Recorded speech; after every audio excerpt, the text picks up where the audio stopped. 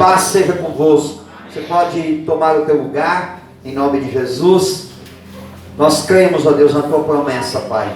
Nós cremos na tua palavra. Aquilo que o Senhor disse vai se cumprir na minha vida e na tua vida, se você crer nesta palavra nesta noite e tomar ela para a tua vida com toda a fé, como uma palavra profética. Amém? Você que trouxe a Bíblia Sagrada, por favor, abra lá no Evangelho de Marcos, capítulo de número 4, no versículo de número 35. Marcos, capítulo 4, versículo de número 35. O título da nossa mensagem desta noite é a seguinte: quem é este homem?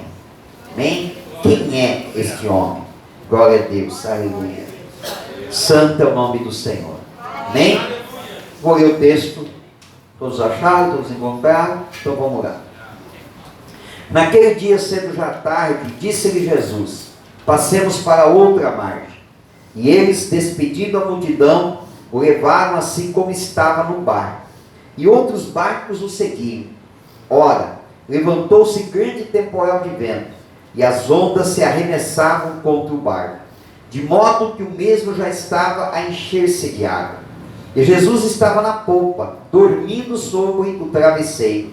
Eles o despertaram e lhe disseram: Mestre, não te importa que pereçamos? E ele, despertando, repreendeu o vento e disse ao mar: acalma-te, emudece. O vento se aquietou e fez-se grande bonança. Então lhes disse: por que sois assim tímidos? E como é que não tendes fé? E eles, possuídos de grande temor, diziam uns aos outros: quem é este que até o vento e o mar lhe obedecem? Amém? Glória a Jesus. Título da nossa mensagem: quem é este homem? O título da mensagem vem da expressão que foi manifestada pelos seus discípulos. Os discípulos que estavam no barco de Jesus. Os discípulos disseram: quem é este homem que até o vento e o mar lhe obedecem? Quando eles fazem essa declaração, quando eles pronunciam esta frase, não é que eles não conhecessem Jesus, não é que eles não soubessem quem era Jesus, não é que eles não acreditassem em Jesus. A expressão que eles têm naquele momento é a expressão de admiração, é uma expressão de alguém que está andando, que está conhecendo cada vez mais de Jesus, e a cada dia que conhece mais de Jesus, fica impressionado com o poder, com a graça, com a capacidade que ele tem de operar tantos milagres e fazer tantas maravilhas. Só que o interessante, irmãos, é que havia um pouco antes, havia uma multidão cercando Jesus, mas a multidão não teve essa experiência. Essa experiência, ela foi permitida apenas para um grupo de discípulos que estava com Jesus no barco.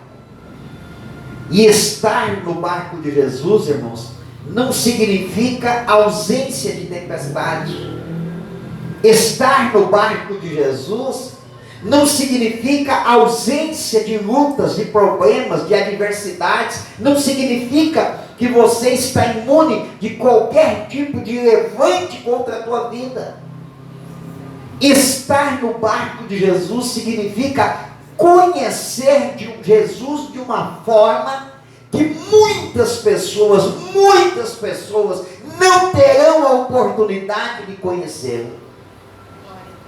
Andar com Jesus, caminhar com Jesus, seguir Jesus, estar no barco de Jesus, é gerar a oportunidade de conhecer o Jesus que a maioria das pessoas não conhece.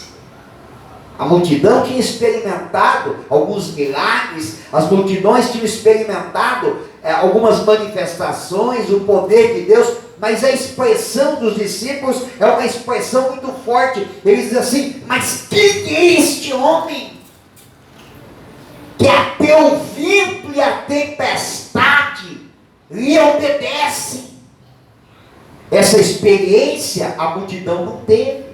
Assim como não teve a experiência de ver Pedro andando sobre as águas, só a história é que relata. Poucos foram testemunhas oculares de Pedro ter andado sobre as águas, porque cada vez mais, irmãos, que eu andar com Jesus, que eu estiver no barco dele, eu vou ter oportunidade de conhecer um Jesus que é muito poderoso. Eu vou ter a oportunidade de conhecer um Jesus que faz milagre de verdade, que socorre os seus filhos, que opera maravilhas. As pessoas, elas têm uma tendência, irmãos, de olhar para Jesus como um mágico. Que muita gente quer um passe de mágica. É ter aquele momentinho de problema, de luta resolvido. De ter aquela solução rápida na sua vida. Eles querem uma porção mágica. Ah, pastor, ora por mim que eu estou passando por um problema. Mas muita gente não quer andar no barco de Jesus, não quer entrar no barco de Jesus, não quer seguir Jesus, não quer andar com Jesus, não quer ouvir o que Jesus pensa, não quer ouvir a doutrina de Jesus, quer ser abençoado em algum momento, quer ver alguma coisa acontecer, mas não está disposto a andar e entrar no barco de Jesus. O barco de Jesus também vai passar por tempestade, vai passar por temporal. O barco de Jesus também vai enfrentar ventos contrários, mas a diferença é que quando enfrentamos um vento contrário, nós temos alguém dentro do nosso barco, que nós podemos clamar por ele, e ele jamais irá nos desamparar. Jesus nunca desampara ninguém, irmãos. Jesus nunca desampara os seus filhos. Jesus não abandona, em nenhum momento você vai ter um relato na Bíblia que Deus tenha desamparado. O próprio salmista Davi fez em certo momento essa declaração e disse assim: eu fui moço e agora sou velho, mas eu nunca vi um justo desamparado, e nem a sua descendência mendigar o pão.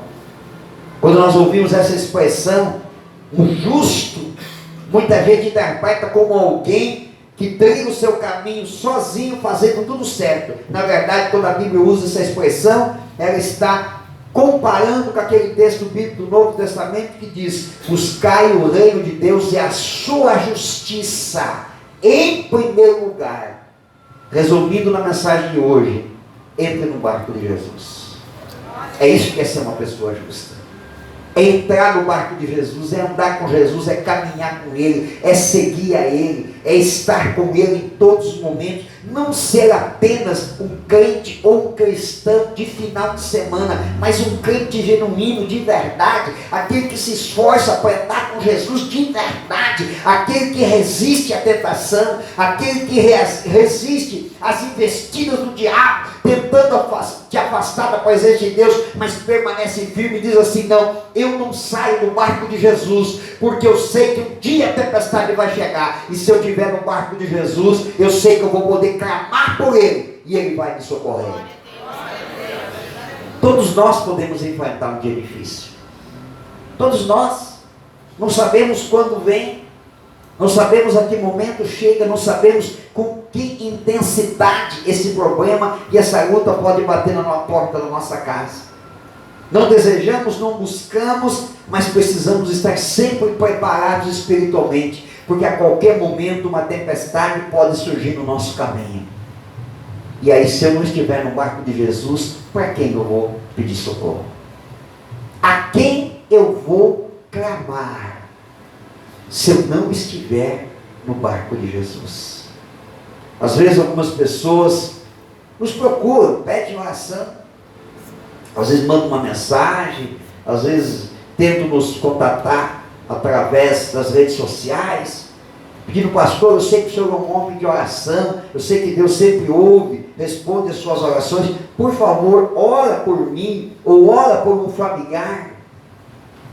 E aí a gente ora, é claro que a gente ora, a gente está aqui para isso, né? Que a gente sabe fazer isso, a gente faz. Mas em alguns momentos a gente ora e fica pensando: essa pessoa está lá na praia, tentando gritar para Jesus que está dentro do mar. E ela está lá na praia. Ou ao contrário, às vezes ela está num barco sozinha à deriva. E está gritando, esperando que alguém lhe ouça lá na praia. Mas se estivesse no barco de Jesus, não seria mais fácil? Não seria mais fácil se estivesse andando com Jesus, seguindo Ele, trilhando os passos, seguindo a doutrina dele, ouvindo Ele? Não seria mais fácil para essas pessoas, para pedirem socorro? Uma vez eu ouvi uma frase de uma pastora, que alguém chegou para ela e disse assim: pastor, eu queria pedir que a senhora orasse por mim. E ela disse: eu não oro por você, eu posso orar com você. Isso eu posso fazer, orar com você. A oração, ela é muito poderosa. Quando você ora por alguém, isso tem poder. Mas quando você ora com a pessoa, tem muito mais poder. Porque a Bíblia diz o quê? Se dois de vós concordarem aqui na terra e ligarem na terra, terá sido ligado no céu. A concordância é importante. É por isso que é importante andar no barco de Jesus, não abandonar o barco de Jesus.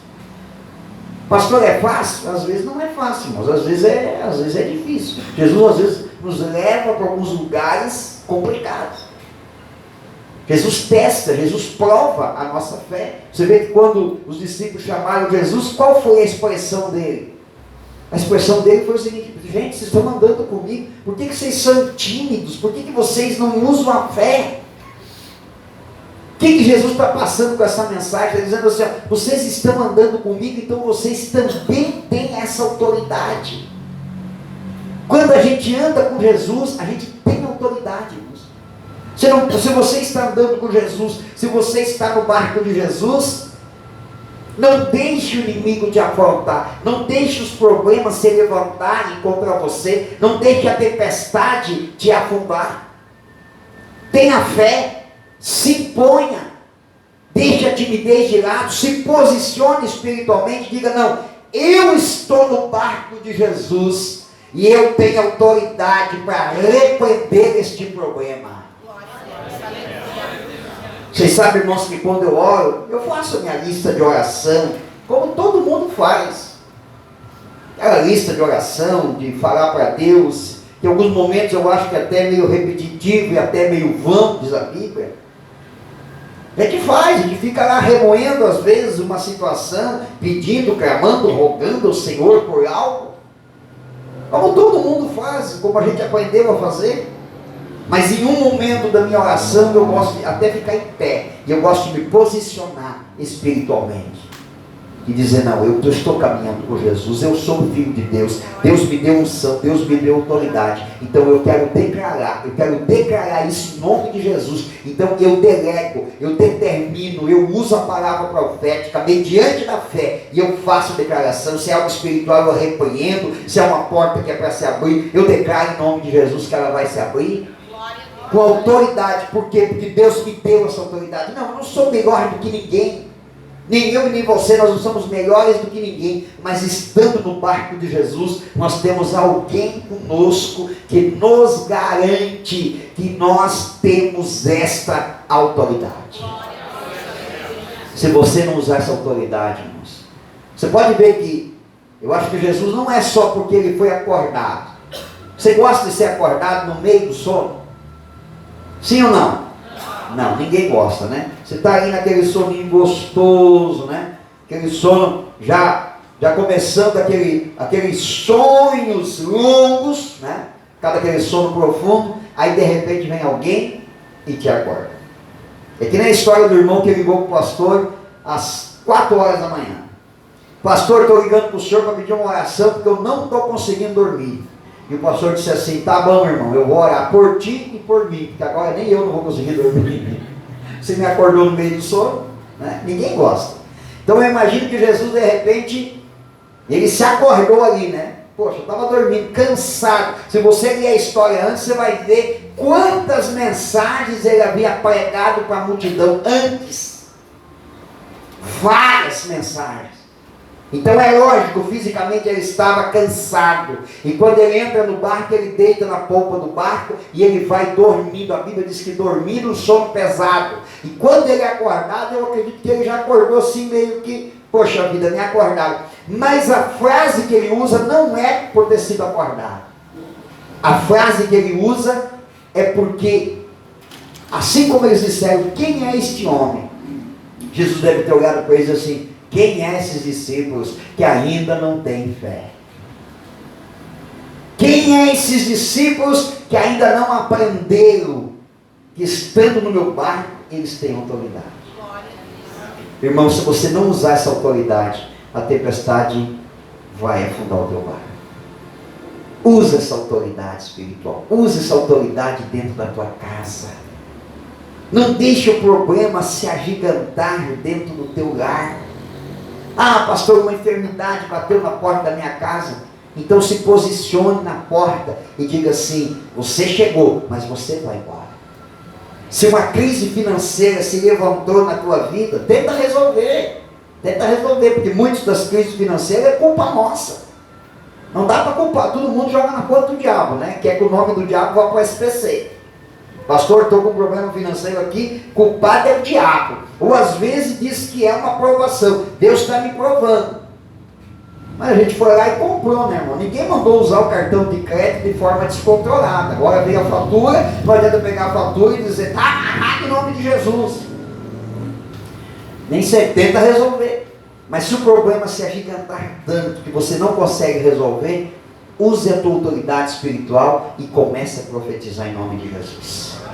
Comece a usar essa autoridade, comece a repreender esse problema. Não deixe esse problema crescer na tua vida, porque se você se encolher, era isso que o povo de Israel estava fazendo diante de Golias. Se encolheu, o Golias já era grande, e quando ele olhou para aquele povo tímido e medroso, ele ficou mais valente ainda.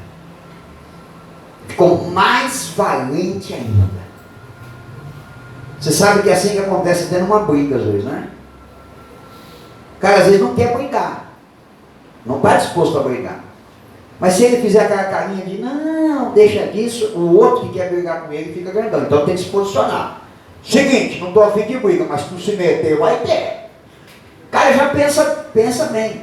Uma vez eu vi uma cena, moço, não ia contar, mas não sei se conto, se não conto. Conto ou não conto? Vou contar então. Eu trabalhava num escritório no centro da cidade. E aí tinha uma janela de vidro enorme. Ficava minha mesa, janela, então eu ficava olhando o trânsito o dia inteiro. E aí era uma ruazinha meio estreita e de vez em quando dava uns pega ali naquela rua. E aquele dia, o cara vem com o carro, encontrou um conhecido, resolveu bater um papo com o conhecido com o carro parado na rua. Né? Já completamente errado. Sabe aqueles playboyzinhos assim, metidinho e tal? Claro que isso é coisa de 20 e poucos anos atrás, né? Se fosse hoje, estaria com aquelas calcinhas apertadinhas assim na perna e tal. Mais ou menos assim, aqueles playboyzinhos bem metidos. Batendo papo com o outro cara. E o camarada de trás foi elegante. Ele estava com um carro, eu não sei o nome do carro, esses carrinhos pequenininhos, baixinhos, assim, sabe? Esportivos, assim, bem bonitinho. E o cara foi educado, ele não ficou lá, bem. Não, ele só fez assim, ó, bim. Foi só um recado. Cara, vai adiante que o trânsito está parado, estou de ti. E o cara olhou para trás, viu aquele carro baixinho, e a cabeça do motorista aqui assim, perto do volante. E ele achou, não, estava cheio de gente, certo amigo dele conversando, ele abriu o vidro, aí o cara de trás puxou o freio de mão, abriu a porta do carro e botou uma perna para fora do carro. Aí ele tinha visto só a cabeça do cara ali na altura do volante. Ele disse assim, vou dar uma lição nesse cara. E ele, sabe quando o cara desce do carro assim, já meio arrumando as calças assim? Ele desceu do carro. Quando ele desceu do carro, o cara de trás terminou de abrir a porta, terminou de botar a perna para fora e começou a sair do carro. Gente, deu quase uma semana ele saindo do carro. Não parava mais. Irmãos, não tinha o banco da frente do carro. Ele estava sentado dirigindo o carro no banco de trás. Aquele cara, eu não lembro o nome do carro, aquele carrinho pequenininho assim, esportivo. Ele não tinha o banco da frente, ele sentava no banco de trás e vinha dirigindo o carro assim, por isso que a cabeça dele ficava na altura. Quando ele saiu do lado do carro, ele tinha acho que o dobro de altura do carro. Eu não sei se não é um jogador de basquete, sabe aquele que tem aquele tenisão grandão, pezão dele?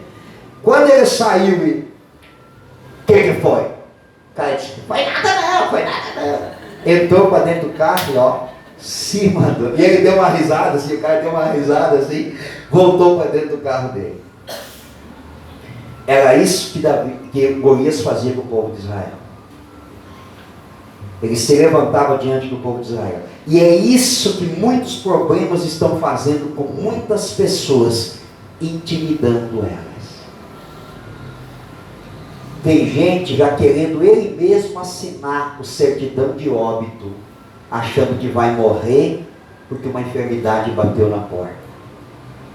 Tem gente que ele mesmo está decretando a sua falência porque está passando por um problema financeiro. Tem gente que ele mesmo já está assinando o divórcio porque um problema bateu na porta da sua casa. Tem gente que ele mesmo está jogando seus filhos em direção do mundo porque um problema bateu e entrou dentro da tua casa e se apoderou dos teus filhos. Eu quero fazer uma pergunta para você. Nesta noite que anda no barco de Jesus, quem que tem mais poder? A droga para arrastar teu filho para o mundo ou você que serve a Jesus? A prostituição que está tentando se alojar na tua vida ou no teu casamento ou você que serve Jesus? Eu quero fazer uma pergunta para você. Quem é que tem mais poder? A enfermidade que chegou na tua família ou você que serve a Jesus? Essa foi a mensagem que Jesus deixou para os discípulos. Tímidos, aonde está a fé de vocês? Como que você vai se comportar diante de um problema, de uma tempestade que surge na tua vida? Os discípulos olharam e disseram assim: quem é este homem?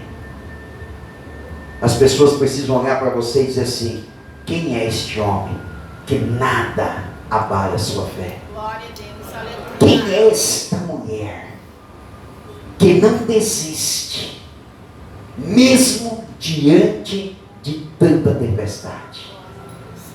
É assim que as pessoas precisam olhar para você, como um cristão verdadeiro dentro do barco de Jesus.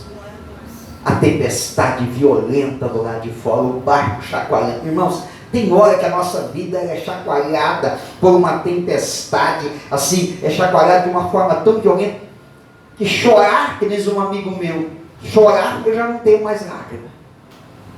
Já secaram, não tenho mais lágrima. O que falar para Deus já não tenho mais, porque tudo que tinha no meu vocabulário eu já falei. Mas uma coisa eu tenho certeza: eu não posso desistir. Glória a Deus. Eu não posso desistir. Como disse o salmista: 1000 cairão à minha direita, 10.000 à minha esquerda, mas eu não serei atingido. Glória a Deus. Eu não serei atingido. Aleluia. Nós não estamos imunes às tempestades. Mas uma coisa eu falo para você com toda a convicção: nós vamos passar por ela. E vamos passar por ela como vencedores. Amém? Se coloque em pé. Eu quero orar com você nesta noite. Glória a Deus.